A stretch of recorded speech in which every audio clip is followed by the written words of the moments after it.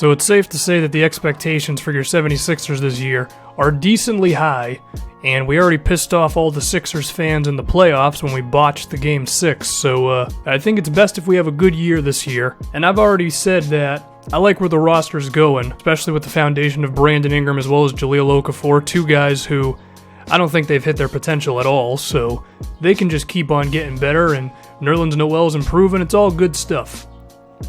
But the one guy I'm looking at to see if he can become a real piece for this team is Jeremy Grant, who was a defensive god for us at some times last season, but also a potato from the outside, kind of like Tony Allen 2.0. Well, we're trying to turn him into the anti-Tony Allen, if that makes any sense, and have him be a bit of an outside shooter for us. And you're going to see early on in this season, Jeremy Grant gets minutes, and hopefully he makes an impact. I'm trying not to spoil it for you. But also, we're going to be going up against two of the best teams in the league to start this thing off, because why the hell not? First, the Cleveland Cavaliers.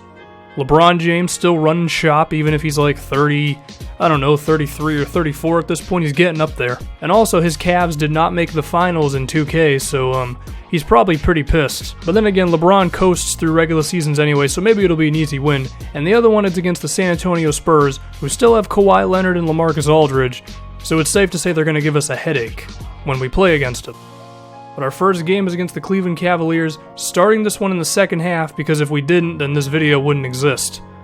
And Tristan Thompson already showing what he can do on the offensive boards. You know, I really wish Tristan Thompson would develop an all-around game with a 15-foot jumper and have a bit of a post-up game and things like that, but his offensive rebounding alone is going to keep him in the NBA for a long time.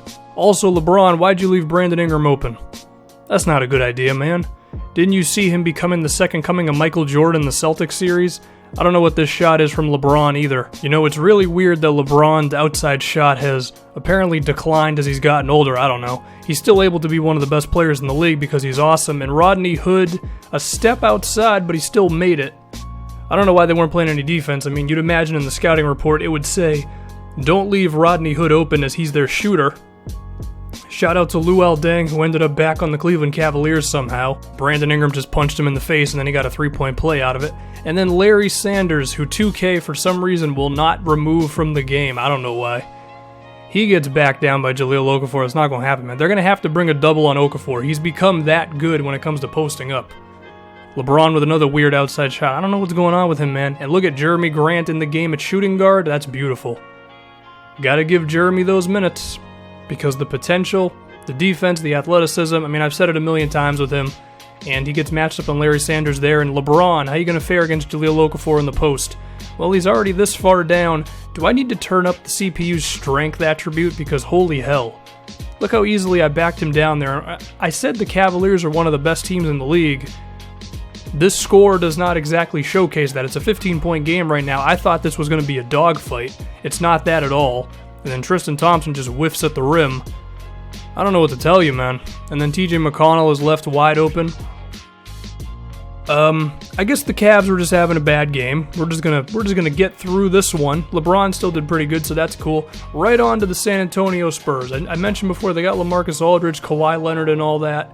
I have no idea how Brandon Ingram spun by that guy when there was another defender right there. I don't know. I'm trying with the CPU. I'm trying to play for their defensive settings, and it's not working as Nerlens Noel just dunked on him right there. I think we're the best team in the NBA, guys. We just blew out the Cavs, and we're apparently running through the Spurs right now, although we are facing their second unit. And by the way, that's Thon Maker in the game. And if this was the Nuggets series, he would have blocked that shot immediately because he was like the second coming of Dikembe Mutombo in that series. It was actually ridiculous what he was able to do. And then Jeremy Grant just drives right by LaMarcus Aldridge. When I drove forward there, I didn't think I was actually going to score, but then for whatever reason, Aldridge just said, oh yeah, I'll just leave that side of me wide open. Kawhi hit that shot. Shout out to him in the cornrows. I hope he keeps those for his whole career. It would be such a Kawhi thing to do to keep those for his whole NBA life. And then Jeremy Grant, holy hell, he just hit an outside shot. Now, it was a two-pointer, so 2K's weird math problem probably said, well, he can make this one, it's not a three-pointer. Speaking of a three, Kawhi Leonard, once again, Jeremy Grant's supposed to be a defensive player. He wasn't defending Kawhi much in this game, but you know, it's a tough cover. Even Andre Iguodala gets beat sometimes on one-on-one matchups. Even then, he really doesn't. I don't know what I'm talking about, but I know that Danny Green's wide open because what the hell. I just mentioned a second ago that the Cavs, for some reason, leaving Rodney Hood open. Why the hell were we leaving Danny Green open? By the way, Rodney Hood, I improv'd on that inbound and it ended up being amazing. So now we have a bit of a lead, but you know the Spurs, they always got that perfect execution as they score with, like, the entire shot clock left. I mean, they were just like, yeah, we're going to score, so you can't do anything about it. But we're much more athletic than them, because Nerlens Noel on LaMarcus Aldridge, I mean, Noel is one of the fastest big men in the league. He might be the fastest, and Aldridge, well, not exactly. But at the same time, Aldridge just walked by me right there. I was trying to play defense with Noel. I was like, oh yeah, Aldridge, you're not getting by me. And then he literally just walked past me. I don't know what that was all about. And Jaleel on Boban. I definitely need to up the CPU strength. Holy hell. Boban's like 400 pounds and Jaleel Okafor just pushed him out of the way. And then LaMarcus did that weird thing the CPU does sometimes, which makes it way too easy for me to play defense. Because I didn't play any defense there. He just hit the ball into my midsection and I got the ball back. And can Brandon Ingram give him the dagger? No. But you'll see in a moment here that Goran Dragic just kind of gives us the game back.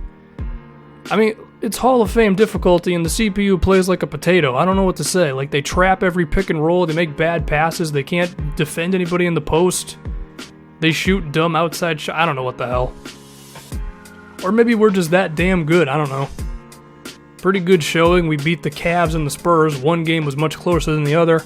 Jeremy Grant seems to be continuing his reign as the president of Philadelphia. And Jaleel Okafor had like 2 frickin' rebounds because why the hell not?